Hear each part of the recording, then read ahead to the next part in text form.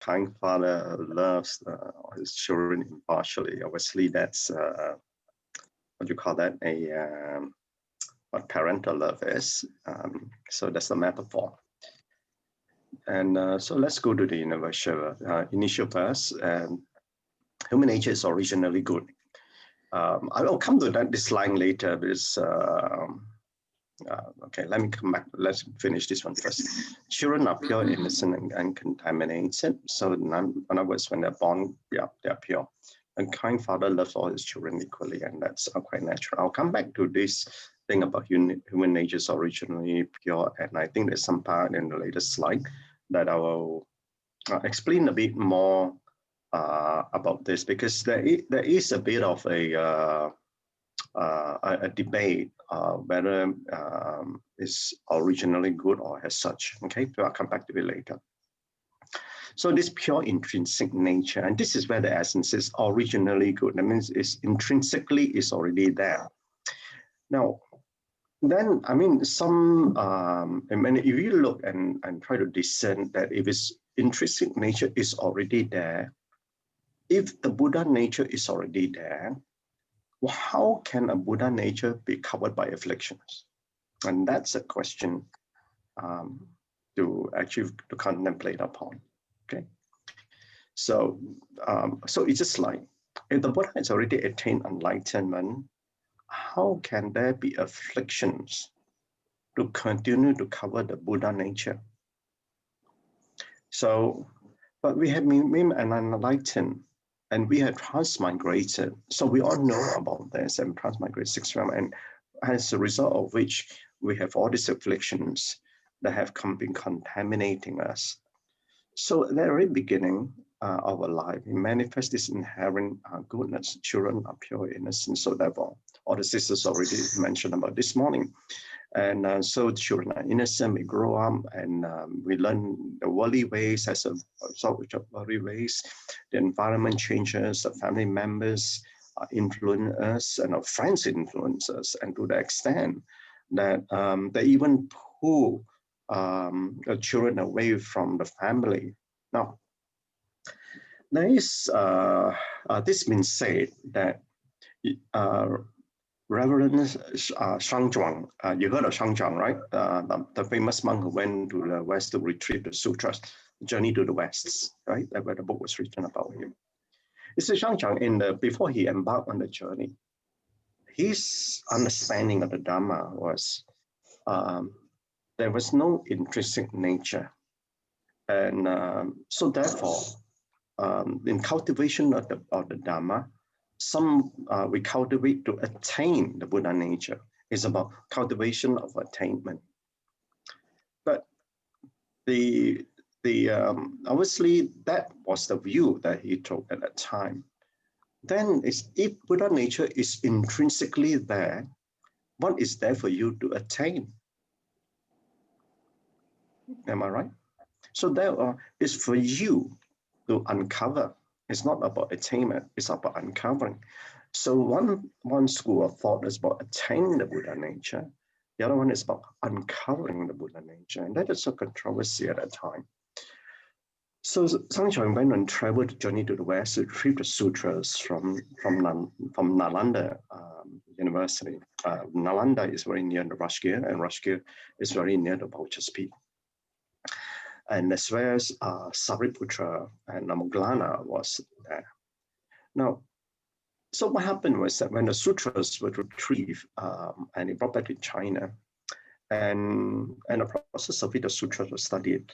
And the more they studied with sutra, the more that it validates that the Buddha said there was this pure intrinsic nature.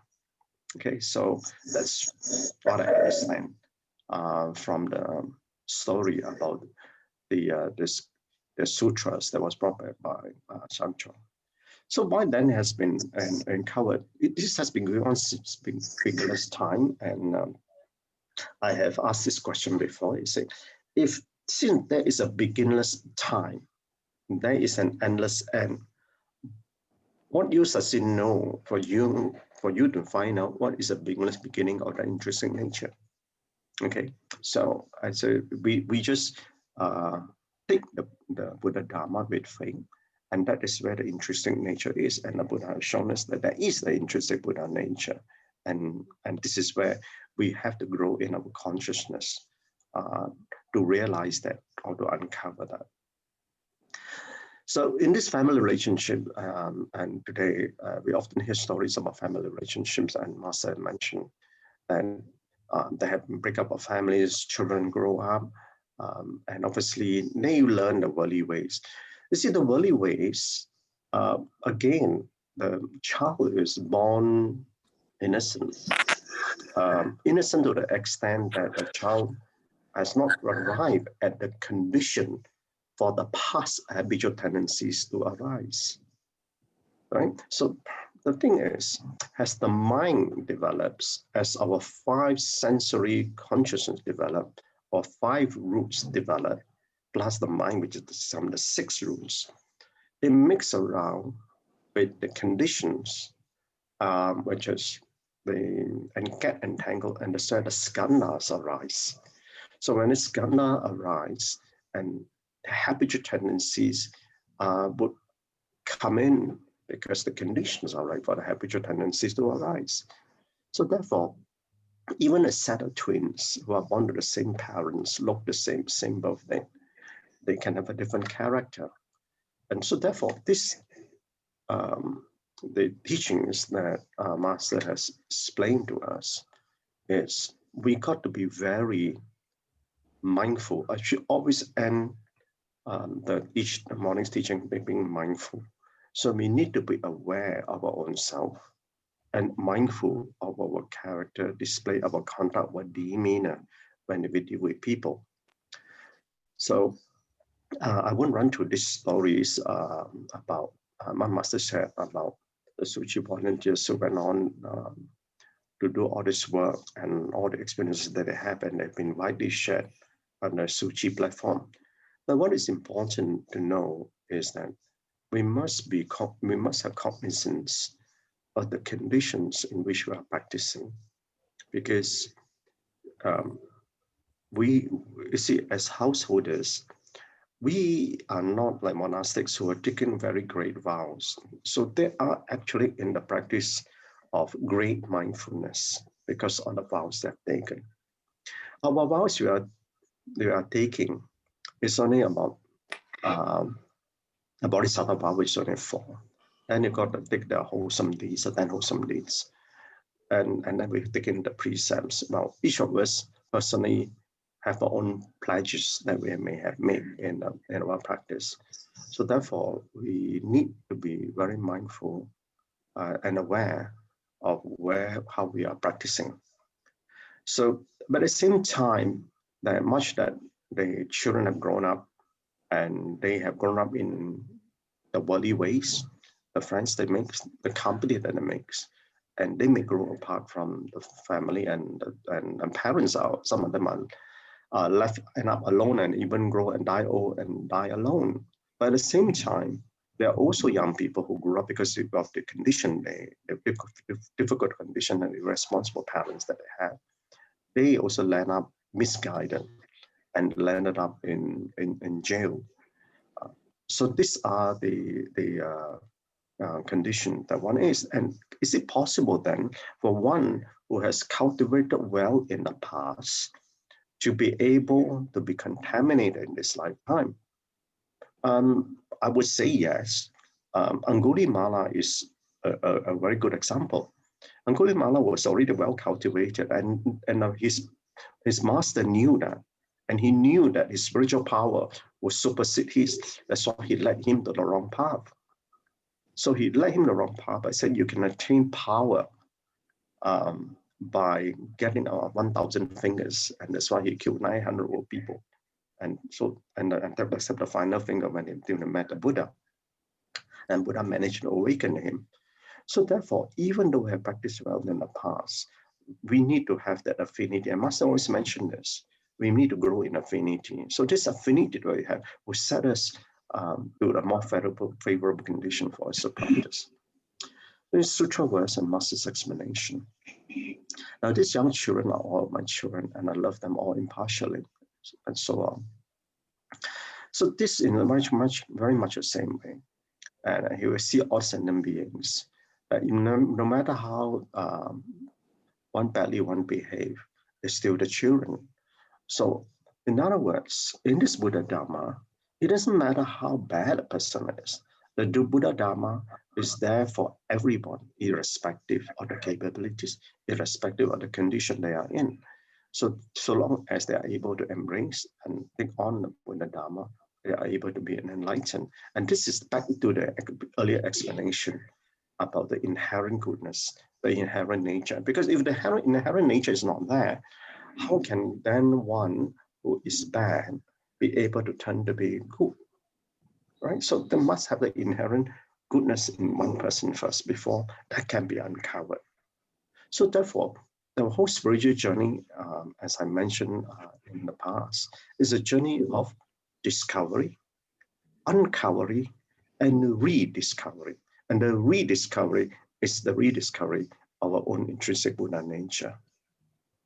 So sentient beings are hard to train. And but like Buddha, like the kind father, still love us no matter what it is, no matter what we are. So therefore, however, we sentient beings, we are confused and do not understand the Dharma. So the Buddha patiently guided us, and the guidance is still there with the Dharma and with the Sangha that we have right now. So the Buddha spent 40 years helping sentient beings become equal in capabilities. And only after 42 years had he passed the Lotus Sutra. So the Buddha's lifespan on earth, okay, so many sisters have shared about the Buddha could have stayed on for one whole kalpa. But I think one is that the lesson to learn from here. The lesson to learn from here is that is this last line here. My master said, those advanced in spiritual practice may still be influenced by Maras. So in other words, even when the Buddha attained enlightenment, he faced the King Mara, or the Mara king. And so in some ways, and again, I mentioned this before, that the higher level you go in practice, the more challenges, the different level of challenges you will face. So that's the reason why then high practitioners always take on obviously take on a monastic life, and someone that take on a secluded life. But it doesn't mean that one can be enlightened by being a hermit.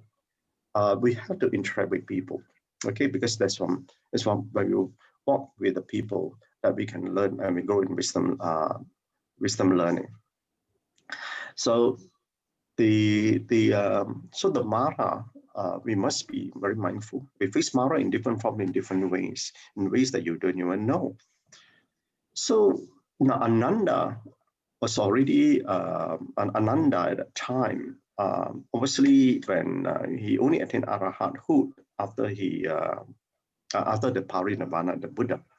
So he wasn't an Arahat yet at that time. So the Mara was able to influence Ananda. So you look at it. So Mara also have his own crafty or skillful means to influence the outcome of how long the Buddha is going to be here. So that is in many ways that's the reason why for ourselves we got to be so mindful and aware of our practice. But even for Moggallana, the Mara entered his stomach too. Even though he has great psychic powers, but Moggallana knew about that, obviously, that he was able to overcome the Mara. And so the lessons learned to the Buddha, we sentient beings are like newborns. We are newborn, and so there's a reason, okay, this newborn, if you regard that, you say that newborn meaning I would born a baby upon birth as a newborn, and then we carry on in our ways and we practice the way we can. But if you every morning, if you were to say your prayers, and if you were to do your repentance prayer every morning, and you recite that, I will not do it again, then isn't that a newborn? So every day It's a new day which is born for your practice. You wipe it clean and you start again. Whatever you do, you repent, you reform. So in very much the same way. So therefore, in our mindfulness practice, we got to be mindful of how we can correct ourselves and we journey from our life. So we return to a pure Buddha nature and by the original nature, which is inherently good, which is I explained um, earlier before. And there was this debate from Songchuan, and obviously the sutra that was retrieved somewhat validated this teaching by the Buddha. So we must cherish our relationship and pass on the Dharma to the Dharma children. So today, teaching is about the relationship that we can grow from within the family and how we can journey on, be aware of our own development, our own self-consciousness. So a bit of long contemplation today. So let me run through this. Some face life in suffering due to troubling conditions in life, which may be the poverty, love deprived, family burden, and so on. So, and just my master said this morning about different family and the conditions they brought up in the family. Sometimes the parents are irresponsible, very difficult conditions. At the same time, even the children who deviated from filial piety, but they come to find refuge in the Dharma to seek relief from their pains, whether it's from the parents or from the children. And that's where they find a refuge. So the pains will not go away in taking the path, but we will find the answers to their pains so that they are in peace with the pains. Okay, so therefore, in other words, we must understand the Four Noble Truths. Our karma that unfold before us will unfold. No, irrespective you are in practice, you are not in practice. Those are called fixed karmas. Other karmas will unfold upon those when the conditions are right. So on relationship, this is a long one, so you just to bear with me. It is not surprising to realize the differences that you have with your old friends and relatives. Because in living the purposeful life, if you undertake to live the purposeful life, engage in a meaningful practice, your priorities in life has been transformed to be more spiritual. So those who have not taken on the same path or taken on the practice will find you a different person. That's why you need to practice with a family of practitioners who are here to support each other in times of darkness by sharing the light to brighten those whose light is dimming. So in the family, that someone who has deviated found the path. So if the parents have been in practice, the children are not in practice, they'll be able to deviate and find the Dharma to come back, or the other way around. Okay, so therefore we need to understand this and continuation.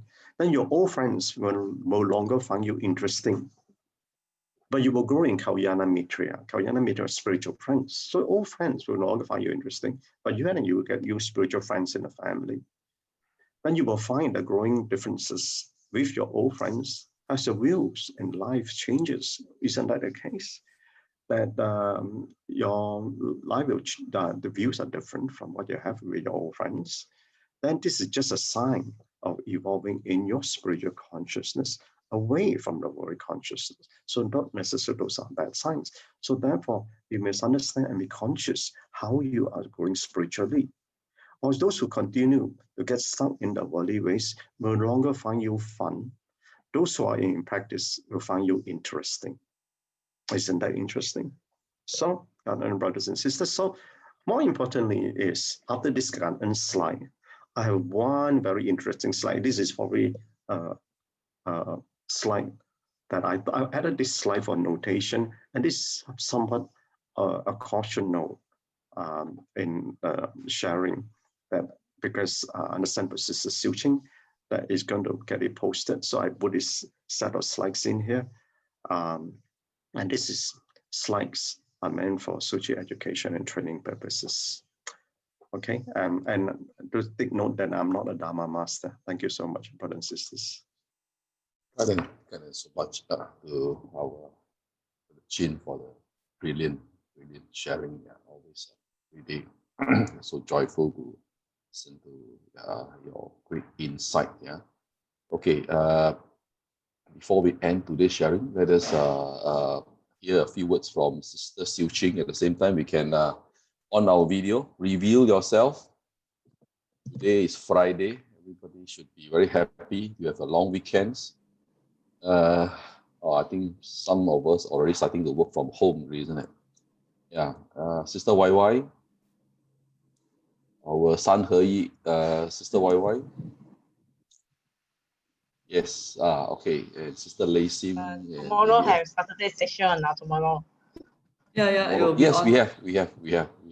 Okay. Yeah. Sister Tzu Chi. Yeah, please. Yeah, Gan En, Brother Robert, Gan En brothers and sisters.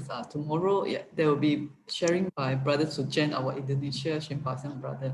It's the one who started the translation of Sang Raminyanyi into Bahasa Indonesia solo that back then. But today we heard that there are more and more people doing the translation. 就是一个种子 from start. Today really again very grateful by all the wonderful sharings by our brother, wonderful family. I like I think I resonate closely with the timeliness mentioned by Sister Effie and Sister YY. Indeed, like do not be like Venerable Ananda who missed that opportunity, but the affinity was such that Mara could not control Buddha, so he also used the skillful means to control the other person. Even though Venerable also an advanced spiritual cultivator, that's also a good reminder to all of us as we are practicing, we are facing this Mara daily. What to have in mind.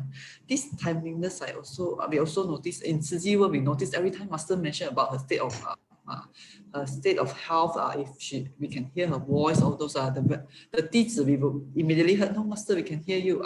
Then we could hear everyone who quickly ask Master to stay behind. It's always like that, so we are very grateful. In fact, recently when we heard Master during the again on this Monday during the Tongren sharing, Master also expressed her. Actually, we know that not many are waking up so early for Shinfa. So Master heard that she also knew that when the six at table must be there. If there is listener but there is no there is a speaker but there is no listener, also raise Sutra. But Master is we are very grateful to this group of illiterate old Pusa elderly. They are from the recycling station because they earlier on during the weekend, during the Kaohsiung Tusu Hui, Sister Mei Yun brought back a group of people to share with Master. This group of Master also heard from this group of elderly. They can't write, but every morning they are like us doing Xunfa, and they also copy each word of Master's teaching. So Master is very touched by their effort. Now in Taiwan, there's this group doing the Laowenjia, doing the Tusu Hui at where? Recycling center. See how you see the Lotus blossoming everywhere in the not only online, they are doing it at the recycling center. That so and everyone cherishing this affinity very well, and for us also it's a great reminder to me, must always have this deep cherishing, else we may not be able to retain the Dharma at heart. Not only the presence of Master, even the Dharma that we have. Master said Dharma is in everywhere, it's in all materials, it's in the universe. If we could understand that meaning, we could hear it. Yeah, I think in the chat groups, Brother Chris also asked the question, why is it habitual tendencies is portrayed in very negative? Of course, we do not want to, who wants to, okay, we know that it's like the lotus, the blossom bell because of the impurities, but of course, we do not want to like hit ourselves with the impurity. At this stage, if it's already with us, we will transform it. But if we do not have it, we would want to prefer to remain clean. That's my limited thought. But that is a very good question. I will post it. I will put it together for Brother Joe session also. Second point is impartiality. Yeah, indeed, the kind fathers love the children impartially. I also look at this, that all of us Tzu Chi volunteers, what Master is teaching us. Master is teaching us to be impartial. Look at this, you see, we have the Yu Jiao, guiding the students.